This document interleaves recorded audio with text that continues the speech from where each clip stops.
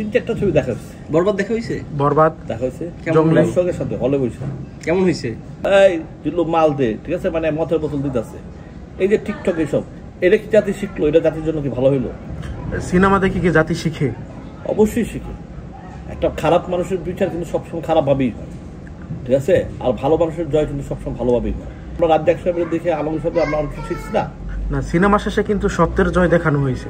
হ্যাঁ, তাই যে সত্য রইলে এটাই তো খুঁজে পেলাম না।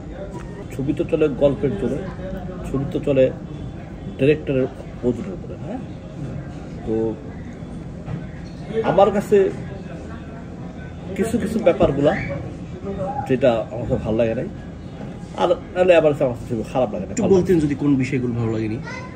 যেমন এত ড্রিঙ্কস, কোকেন, রেপ, মন্ত্রী মিনিস্টার, পুলিশ ফায়ার করে দেবে, মারছে। হ্যাঁ, এটা তো অ্যাকচুয়ালি আমি বাংলাদেশে কোনোদিন আমি বাংলাদেশে এই ধরনের ছবি দেখিনি আগে।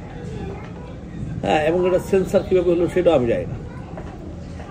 এটা আবার খুব মানে এটা জায়গাটা আমার ভালো লাগে নাই। আর এমন আমার কিছু কিছু দৃশ্য, কিছু কিছু সিন আমার কাছে ভালো লাগছে। ছবিটা যেই বানা থাকে, সেটা ইন্ডিয়ান ডিরেক্টর হোক আর বাংলাদেশের ডিরেক্টর যেই বানা থাকে, তার মেকিং সুন্দর ছিল, কালারিং সুন্দর ছিল, এডিটিং সুন্দর ছিল, মোটামুটি সব কিছু ভালো ছিল, খারাপ ছিল। বাট এই যে কিছু অ্যাক্সেস যে জিনিসগুলো, এই জিনিসগুলো জাতি শিখলো কি? সবই তো দেখছি খালি কাটাকাটি, মারামারি। যার কাছে ভালো লাগছে ভালো লাগছে, হ্যাঁ, যার কাছে আমার কাছে তো খারাপ লাগছে আমি এটা বলি নাই কিন্তু একবার। কিন্তু কিছু কিছু জায়গাটা যেটা আমার কাছে মনে হয় এটা না দিলেও অন্যভাবে ভালো করতো। সাকিব ইদিকা কেমন করেছে? অ্যাক্টিং তো সবসময় বরাবরই ভালো, এটা তো অসব কিছু মানে সন্দেহ না, তাই না? ইতিকা কিন্তু বাংলা সিনেমাতে সে আসার আগে তার সাথে আমার কলকাতায় একটা ফাস্টফুডে বসে মিটিং হয়েছিল, তাকে একটা ছবিতে নেওয়ার কথা ছিল। আমার হয়নি কেন? এইটা হয় নাই কেন? অ্যাকচুয়ালি ওই তখন আমি যে হিরোটা খুঁজতেছিলাম, ওই হিরোর মধ্যে ইতিকার আমার তখন লাগে নাই। এখন লাগে? হ্যাঁ, এখন লাগে। এখন না, ওইভাবে আমি একটু চিন্তা করি নাই, বাট তখন আমি ওইভাবে লাগে নাই, যেটা আমি নেই নাই। এমপিসিতে সেন্সার বোর্ডে তুমি যেটা বললা, সেন্সার বোর্ডে তো আমি ইউটিউব সহকারে 30 জন গুনছি। আমি তাহলে ডিক্লেয়ার দিচ্ছিল আগের দিন, আমি তো হাজার হাজার মনে সেন্সার বোর্ড উঠাই লয়ে দেবো। পরে গুইনা দিই 1, 2, 3 এমন করে 12 জন, আর ইউটিউব ছিল বাকি সব মিলে 30 জনের মতো ছিল, আমি গুনছি। তো এই 30 জনে এক কাজে হাত সাহেব একা, মুরব্বী মানুষ, সিনিয়র মানুষ, এই হায়াত ভাই তো একা পাইছে করছে, ঠিক আছে। তো এটা তো অ্যাকচুয়ালি আমার ছেলেপেলেরা যদি কারোর সাথে এটা আমার দায়িত্ব।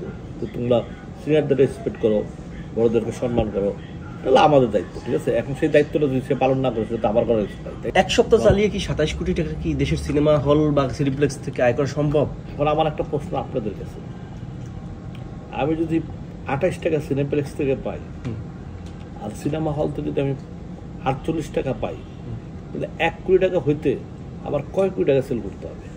তাহলে কি 27 কোটি পুরোটা স্টনবাজি?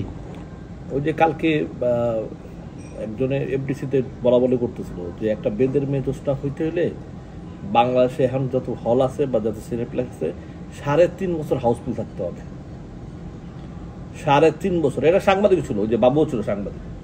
3.5 বছর হাউসফুল থাকলে একটা বেদের মেজোসনা হইতে পারে। আমাদের বাংলাদেশে তো সিনেমা চলেই 10-12 দিন পর্যন্ত, তো 3.5 বছর বহু দূরের ব্যাপার, ঠিক আছে। তার এটাতে কালকে দেখলাম পরিচালকরা সবাই আলোচনা করতো, তারা হিসাব করে কেমন অঙ্ক করে যেন বার করছে তারা। আমি শুনছি বই এটা, ঠিক আছে। আওয়াজের জায়গাটা ফিল্ম ইন্ডাস্ট্রি, ঠিক আছে।